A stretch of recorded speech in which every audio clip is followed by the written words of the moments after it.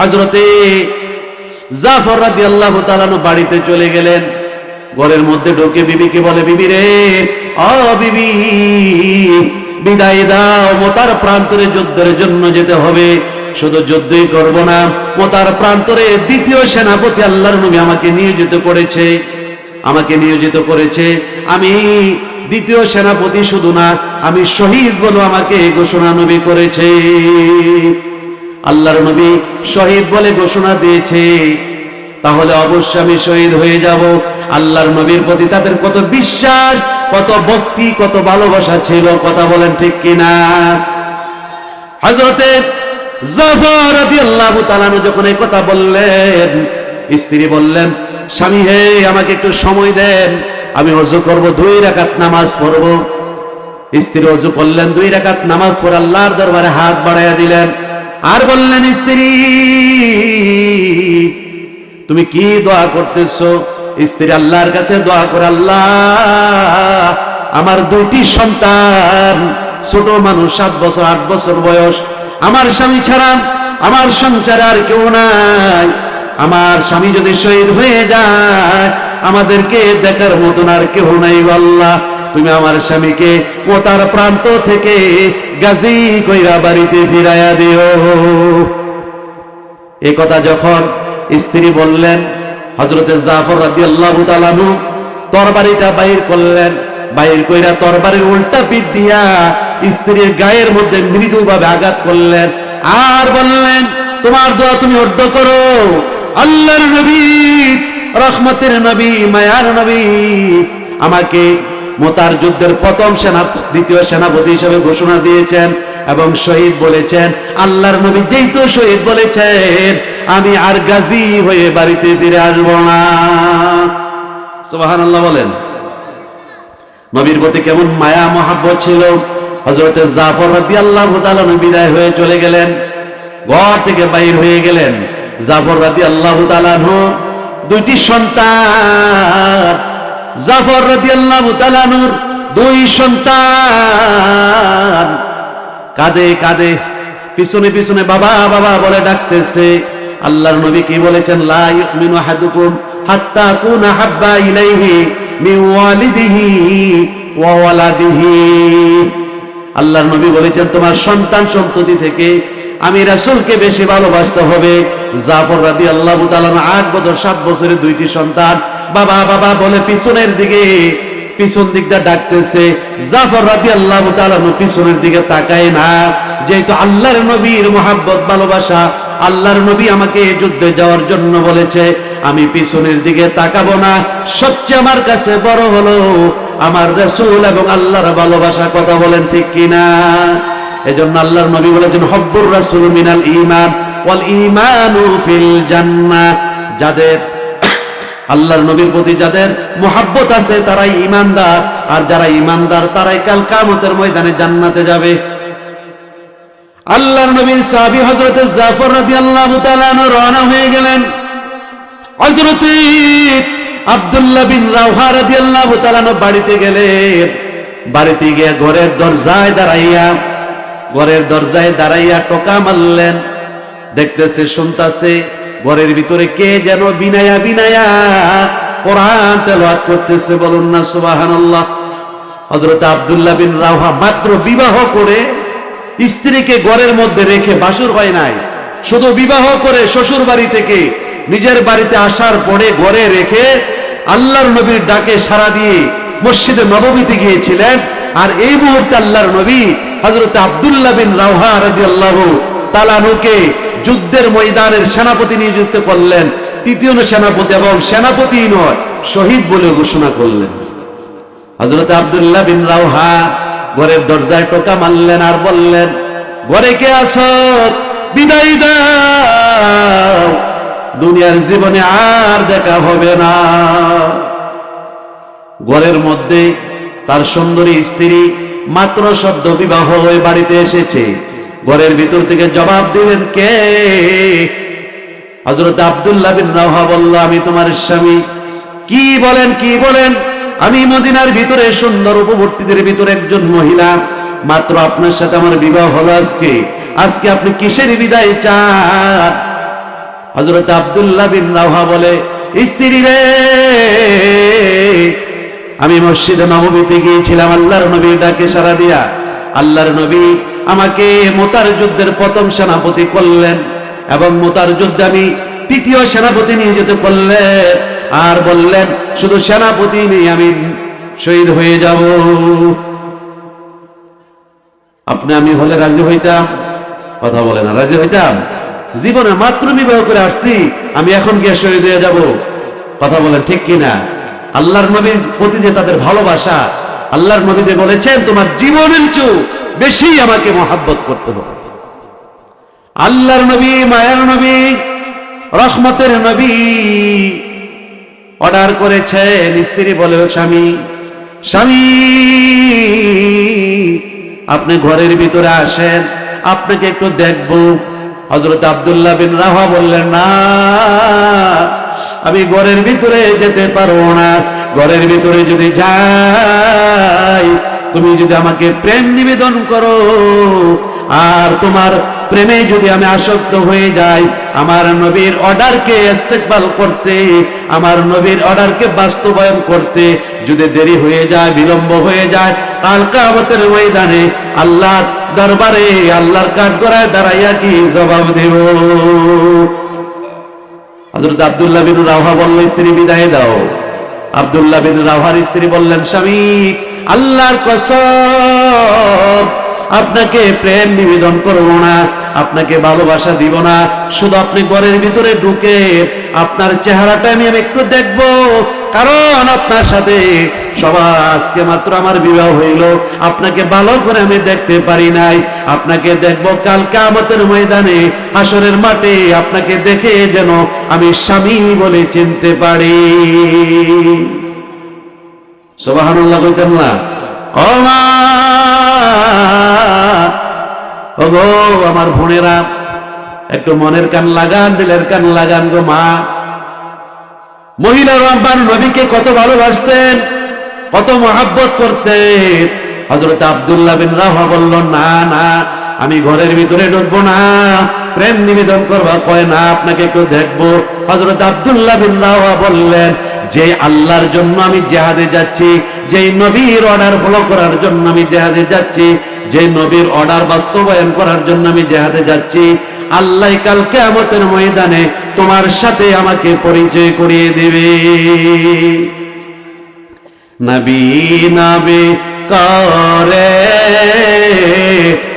আর কত কাল আমি কাঁদবো, নবী নবী করে আর কত কাল আমি কাঁদবো, আপন নয়নে কবে জানি নূর নবীকে আমি দেখব, নবী নবী করে আর কত কাল আমি কাঁদব, নবী নবী করে আর কত কাল আমি কাঁদব। আমার নবীর উম্মত হওয়ার জন্য সমস্ত নবীর আল্লাহর কাছে দরখাস্ত করেছেন। যে নবী তরানোওয়ালা, বাঁচানোওয়ালা, যেই নবীর সুপারিশ করলে আমরা আল্লাহর জান্নাতে যাইতে পারব, ওই নবীর মোহাব্বত ভালোবাসা দরকার আছে না নাই? কারণ আল্লাহ তাআলা নবীর মাধ্যমে আমাদেরকে শিক্ষা দিয়েছেন, আল্লাহকে পাইতে হলে নবীর ইত্তেবা, অনুসরণ, অনুকরণ করতে হবে। কথা বলেন ঠিক কিনা?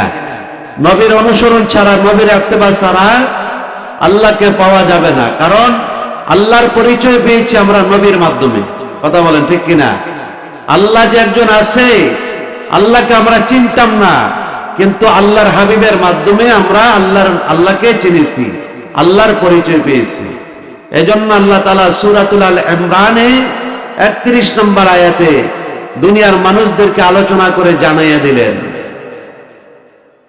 বিসমিল্লাহির রহমানির রহিম, قل إن كنتم تحبون الله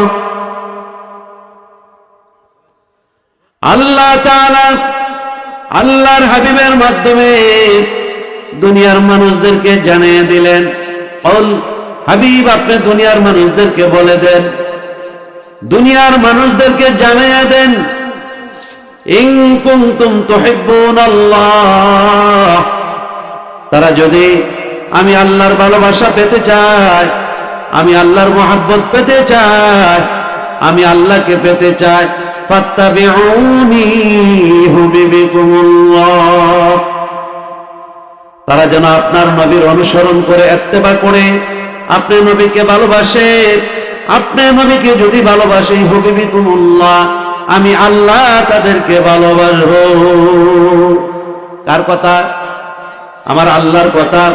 আল্লাহ তাআলা কুরআনুল কারীমে বলে দিয়েছেন, আমাকে ডাইরেক্ট পাওয়া যাবে না, আমাকে পাইতে হলে আমার রাসূলের মাধ্যম লাগবে। বলুন না সুবহানাল্লাহ। ফাত্তাবিউনি, হাবিব আপনি দুনিয়ার মানুষদেরকে জানাইয়া দেন, তারা যদি আমি আল্লাহকে পেতে চায়, তারা যেন আপনি রাসূলের ইত্তেবা করে অনুসরণ করে। যদি অনুসরণ করে কি লাভ হবে? কি লাভ হবে?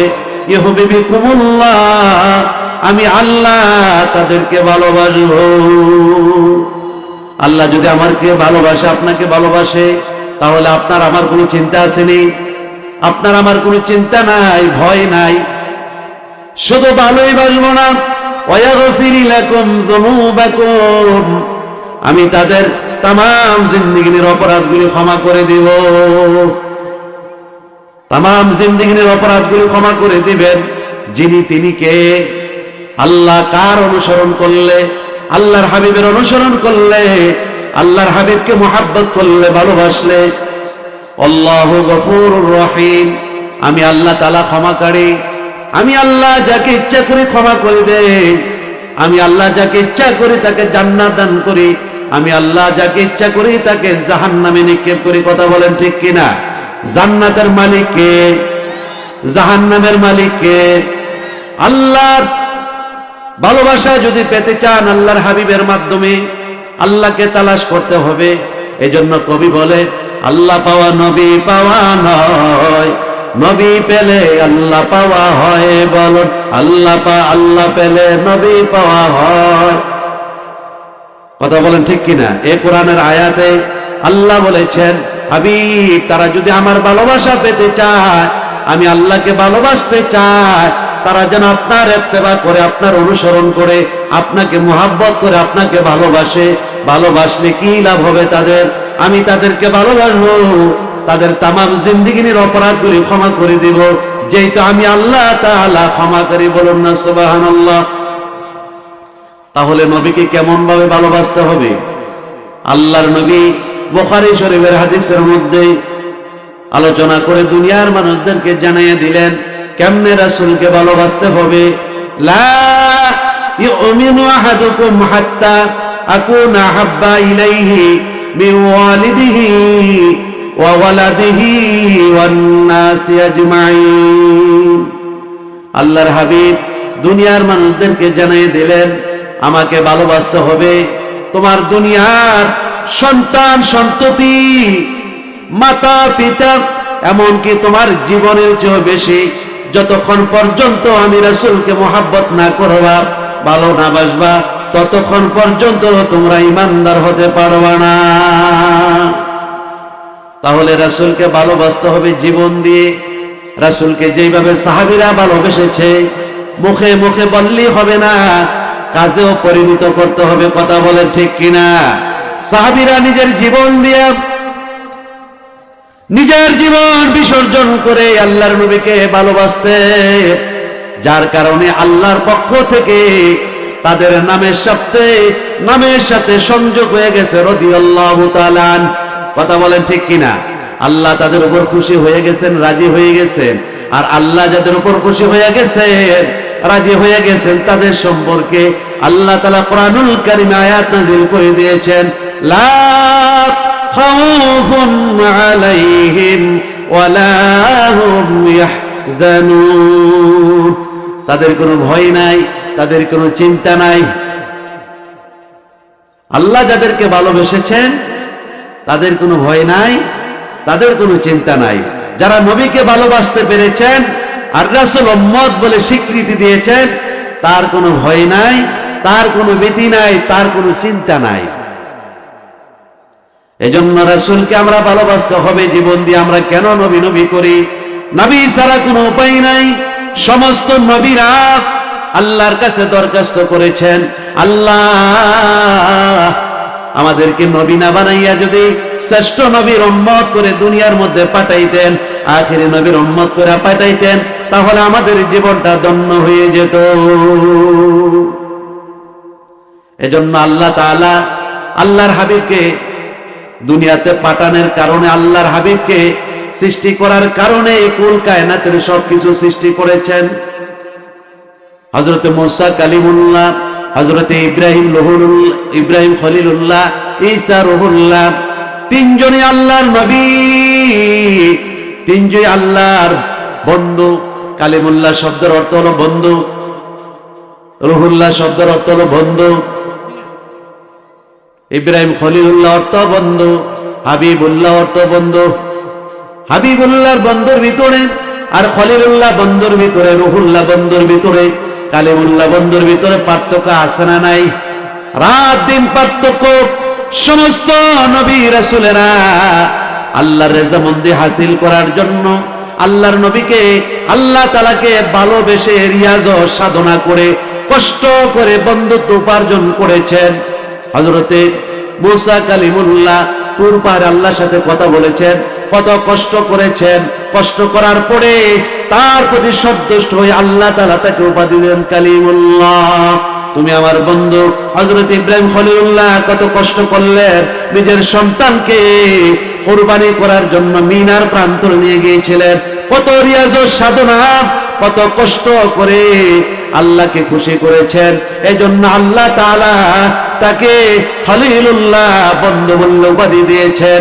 হযরতে ঈসা রুহুল্লাহ কত কষ্ট করেছেন, কত সাধনা করেছেন, কত কষ্ট করে দ্বীন প্রচার করেছেন, আল্লাহকে খুশি রাজি করে সন্তুষ্ট করেছেন।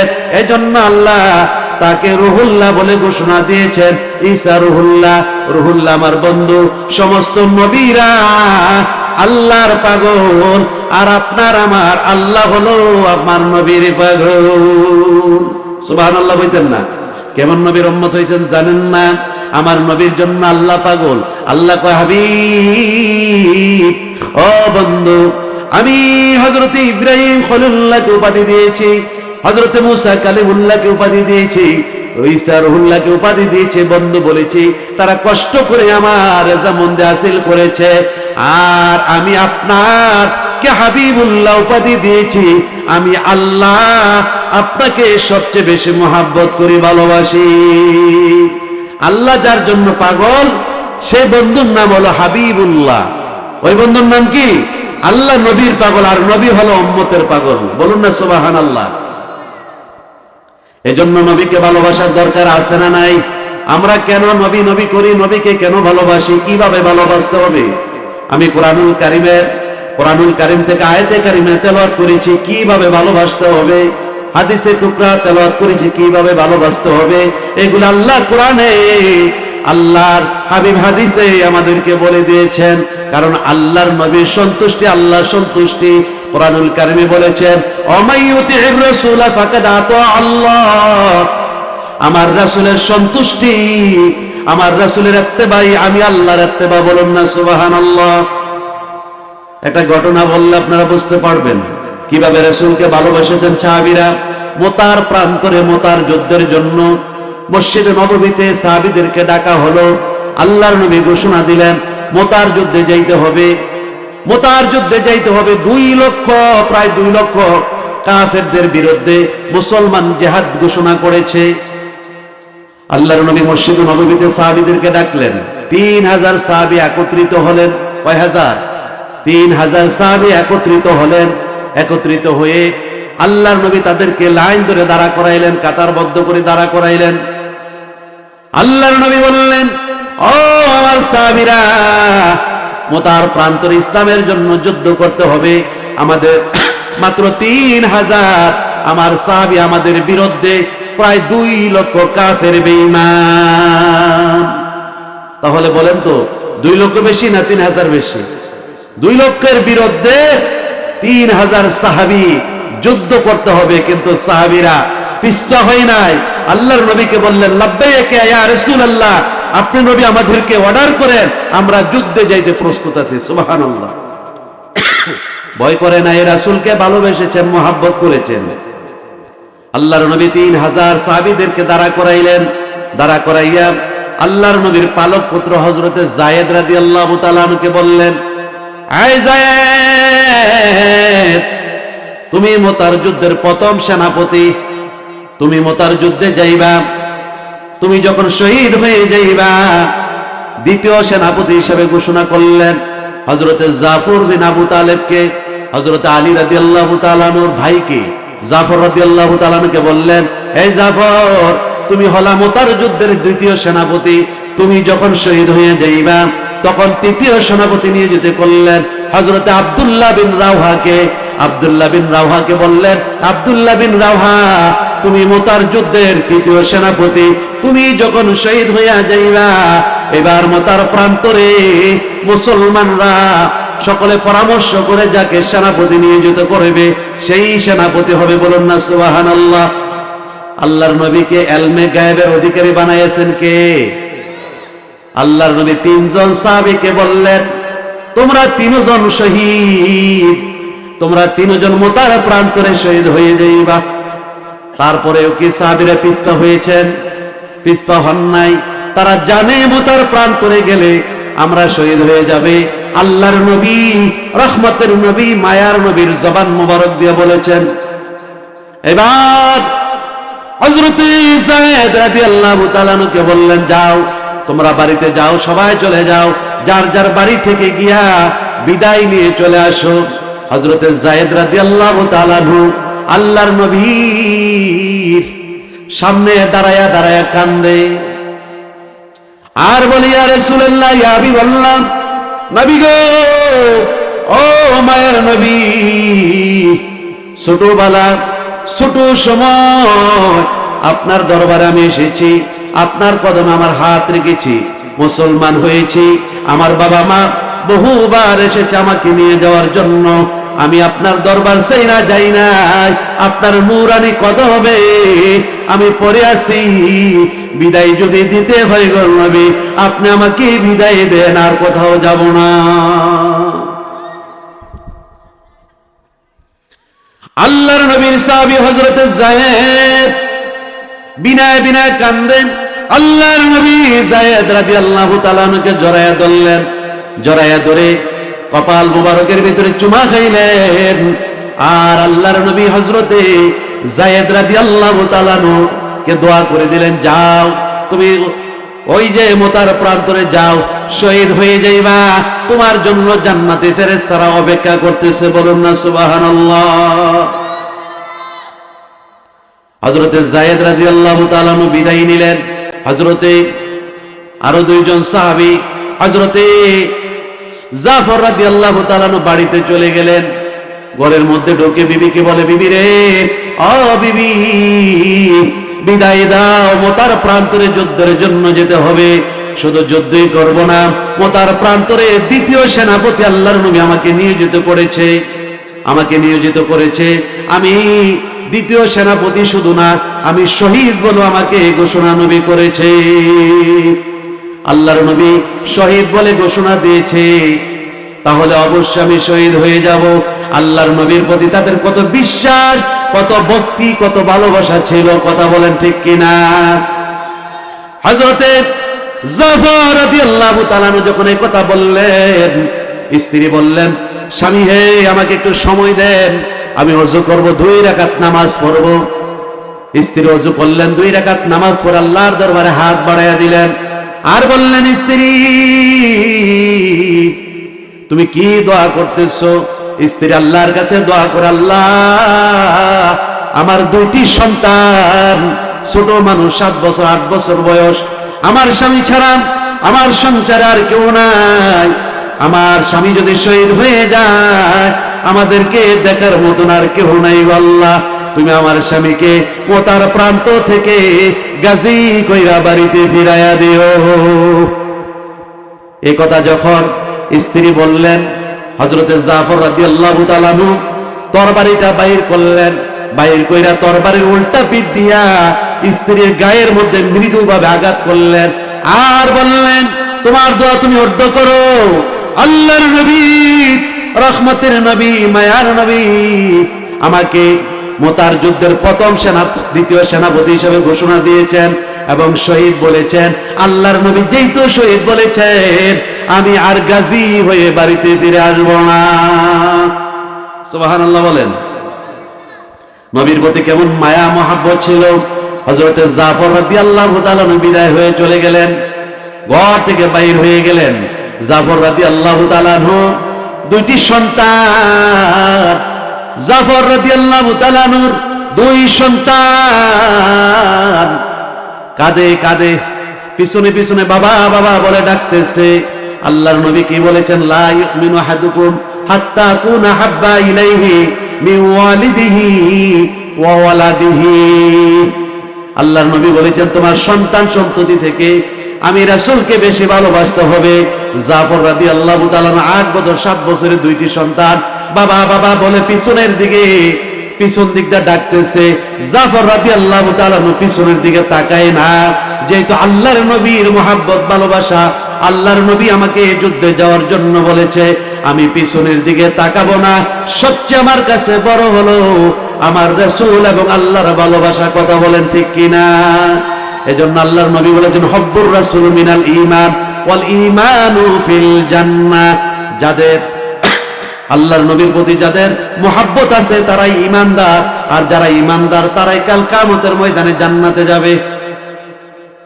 আল্লাহর নবীর সাহাবী হযরত জাফর রাদিয়াল্লাহু তাআলা রওনা হয়ে গেলেন। হযরত আব্দুল্লাহ বিন রাওহা রাদিয়াল্লাহু তাআলা বাড়িতে গেলেন। বাড়িতে গিয়ে ঘরের দরজায় দাঁড়াইয়া টোকা মারলেন। দেখতেছে, শুনতাছে ঘরের ভিতরে কে যেন বিনায়া বিনায়া কোরআন তেলাওয়াত করতেছে। বলুন না সুবহানাল্লাহ। হযরত আব্দুল্লাহ বিন রাওহা মাত্র বিবাহ করে স্ত্রীকে ঘরের মধ্যে রেখে, বাসর হয় নাই, শুধু বিবাহ করে শ্বশুর বাড়ি থেকে নিজের বাড়িতে আসার পরে ঘরে রেখে আল্লাহর নবীর ডাকে সাড়া দিয়ে মসজিদে নববীতে গিয়েছিলেন।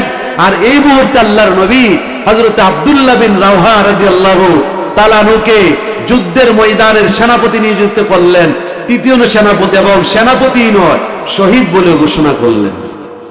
হযরত আব্দুল্লাহ বিন রাওহা ঘরের দরজায় টোকা মারলেন আর বললেন, ঘরে কে আছো? বিদায় দাও, দুনিয়ার জীবনে আর দেখা হবে না। ঘরের মধ্যে তার সুন্দরী স্ত্রী মাত্র সদ্য বিবাহ হয়ে বাড়িতে এসেছে। ঘরের ভিতর থেকে জবাব দিলেন, কে? হযরত আব্দুল্লাহ বিন রাওহা বলল, আমি তোমার স্বামী। কি বলেন, কি বলেন? আমি মদিনার ভিতরে সুন্দর উপবর্তীদের ভিতরে একজন মহিলা, মাত্র আপনার সাথে আমার বিবাহ হলো আজকে। আজকে আপনি কিসের বিদায় চান? হযরত আব্দুল্লাহ বিন রাওহা বলে, স্ত্রী রে, আমি মসজিদে নববীতে গিয়েছিলাম আল্লাহর নবীর ডাকে সাড়া দিয়া। আল্লাহর নবী আমাকে মুতার যুদ্ধের প্রথম সেনাপতি করলেন এবং মুতার যুদ্ধে আমি তৃতীয় সেনাপতি নিয়ে যেতে করলেন আর বললেন, শুধু সেনাপতি নেই, আমি শহীদ হয়ে যাব। আমি হলে রাজি হইতাম? কথা বলে না, রাজি হইতাম? জীবনে মাত্র বিবাহ করে আসছি, আমি এখন গিয়ে শহীদ হয়ে যাব? কথা বলেন ঠিক কিনা? আল্লাহর নবীর প্রতি যে তাদের ভালোবাসা, আল্লাহর নবী যে বলেছেন তোমার জীবনের চেয়ে বেশি আমাকে মহাব্বত করতে হবে। আল্লাহর নবী, মায়ার নবী, রহমতের নবী অর্ডার করেছেন। স্ত্রী বলে, স্বামী, স্বামী আপনি ঘরের ভিতরে আসেন, আপনাকে একটু দেখবো। হযরত আব্দুল্লাহ বিন রাওহা বললেন, না, আমি ঘরের ভিতরে যেতে পারবো না। ঘরের ভিতরে যদি যাই, তুমি যদি আমাকে প্রেম নিবেদন করো আর তোমার প্রেমে যদি আমি আসক্ত হয়ে যাই, আমার নবীর অর্ডারকে ইস্তেকবাল করতে, আমার নবীর অর্ডারকে বাস্তবায়ন করতে যদি দেরি হয়ে যায়, বিলম্ব হয়ে যায়, কাল কিয়ামতের ময়দানে আল্লাহর দরবারে আল্লাহর কাঠগড়ায় দাঁড়াইয়া কি জবাব দেব? হযরত আব্দুল্লাহ বিন রাওহা বলল, স্ত্রী বিদায় দাও। আব্দুল্লাহ বিন রাওহার স্ত্রী বললেন, স্বামী আল্লাহর কসম, আপনাকে প্রেম নিবেদন করব না, আপনাকে ভালোবাসা দিব না, শুধু আপনি ঘরের ভিতরে ঢুকে আপনার চেহারাটা আমি একটু দেখব, কারণ আপনার সাথে সবার আজকে মাত্র আমার বিবাহ হইল, আপনাকে ভালো করে আমি দেখতে পারি নাই, আপনাকে দেখব কাল কিয়ামতের ময়দানে হাসরের মাঠে, আপনাকে দেখে যেন আমি স্বামী বলে চিনতে পারি। সুবহানাল্লাহ কইতেন না? ও মা, ওগো আমার বোনেরা, একটু মনের কান লাগান, দিলের কান লাগান গো মা। মহিলা রব্বান নবীকে কত ভালোবাসতেন, কত মহব্বত করতেন। হযরত আব্দুল্লাহ বিন রাওহা বলল, না না, আমি ঘরের ভিতরে ঢুকবো না, প্রেম নিবেদন করবা কয় না, আপনাকে একটু দেখবো। হযরত আব্দুল্লাহ বিন রাওহা বললেন, যে আল্লাহর জন্য আমি জিহাদে যাচ্ছি, যে নবীর অর্ডার ফলো করার জন্য আমি জিহাদে যাচ্ছি, যে নবীর অর্ডার বাস্তবায়ন করার জন্য আমি জিহাদে যাচ্ছি, আল্লাহ কাল কিয়ামতের ময়দানে তোমার সাথে আমাকে পরিচয় করিয়ে দেবে। নবী নবী করে আর কত কাল আমি কাঁদব, নবী নবী করে আর কত কাল আমি কাঁদব, আপন নয়নে কবে জানি নূর নবীকে আমি দেখব, নবী নবী করে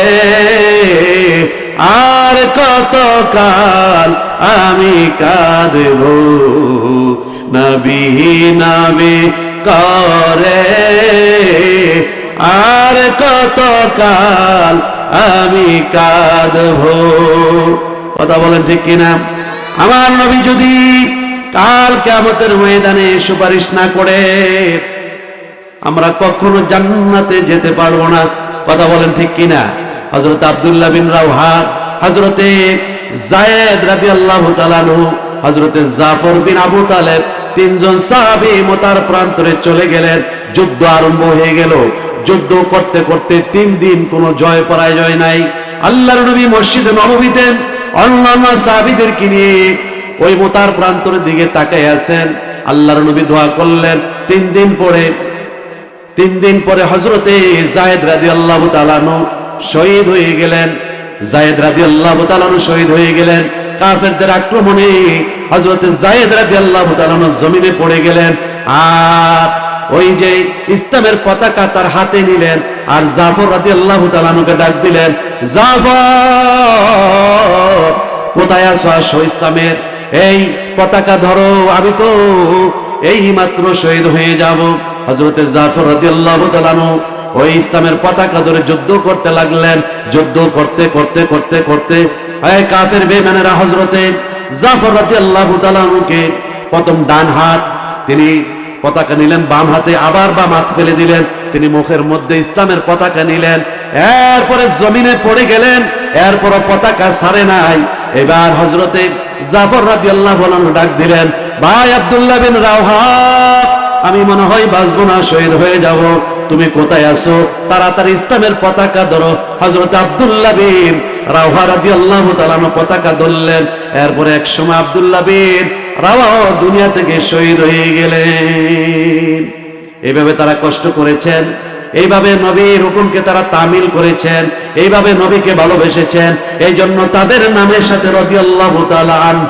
এই জন্য আল্লাহর নবী বলেন যে হব্বুর রাসূল মিনাল ঈমান ওয়াল ঈমানু ফিল জান্নাহ, যারা আমি রাসূলকে ভালোবাসবে তারা ঈমানদার, আর যারা ঈমানদার তারাই কাল কিয়ামতের ময়দানে আমি নবীর সাথে জান্নাতে থাকবো।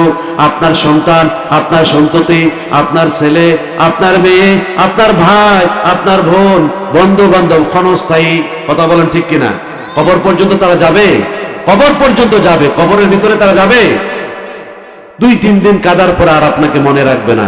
আমার নবী কিন্তু দুনিয়াতে উম্মতের জন্য কেঁদেছেন, এখনো মদিনা রওজা মুবারকে শুয়ে কাঁদেন, হাসরের মাঠে মাকামে মাহমুদে সিজদায় পড়ে কাঁদবেন। কথা বলেন ঠিক কিনা? আমি যাব কবরেতে, কেউ তো যাবে না, 2-3 দিন কাদার পরে মনে রাখবে না। কথা বলেন ঠিক কিনা? 2-3 দিন কাদার পরে মনে রাখবে না। উম্মতের দেওয়ানা নবী আসেন কাঁদিতে, মোদের জন্য কান্দেন নবী ওই মদিনাতে। বলো, মোদের জন্য কান্দেন নবী ওই মদিনাতে। আমি যাব কবরেতে, কেউ তো যাবে না, 2-3 দিন কাদার পরে মনে রাখবে না। উম্মতের দেওয়ানা নবী আসে কাঁদিতে, মোদের জন্য কান্দেন নবী ওই মদিনাতে। মান আহাব্বা সুন্নতি ফাকাদ আহাব্বানি ওয়া মান আহাব্বানি কানা মাইয়া ফিল জান্নাহ। আল্লাহর নবী বলেন, যারা আমার সুন্নতকে মহব্বত করলো, ভালোবাসলো, তারা যেন আমি নবীকে মহব্বত করলো, আর আমি নবীকে যারা মহব্বত করলো তারা আমি নবীর সাথে কানা মাইয়া ফিল জান্নাহ, তারা কাল কিয়ামতের ময়দানে জান্নাতে থাকবে। তো নবীকে ভালোবাসার দরকার আছে না নাই? এজন্য নবীকে পাইতে হলে, আল্লাহকে পাইতে হলে নবীর ভালোবাসা শর্ত জুড়ে দিয়েছেন আল্লাহ। ইমানের পূর্ব শর্ত হলো নবীর ভালোবাসা। এজন্য আসুন আমরা আমাদের জীবন দিয়ে, আমাদের অন্তর দিয়ে আমার নবীকে ভালোবাসবো, নবীর সুন্নতের আমল করব, নবীর ইত্তেবা করব, নবীর অনুসরণ করব, অনুকরণ করব। নবীর অনুসরণ করলে, নবীর ইত্তেবা করলে, নবীকে ভালোবাসলে যিনি আপনার জীবনটা পরিবর্তন করে দিবেন, যিনি আপনার জীবনটা সুন্দর করে দিবেন, যিনি আপনাকে জান্নাত দান করবেন, তিনি কে? আল্লাহ। তা আসুন আল্লাহ তাআলা আমাদের সকলকে দ্বীনের উপরে সঠিক রাস্তায় চলার তৌফিক দেন। আল্লাহর মহব্বত, নবীজির ভালোবাসা আমাদের অন্তর দিয়া, আমাদের অন্তরে পরিপূর্ণ করে দেখ। আমরা আল্লাহর ইবাদত, রাসূলের মহব্বত ও মা বাবার খাদমত, ওলি আল্লাহদের সোহবতে থাকতে রাজি আছে তো ইনশাআল্লাহ?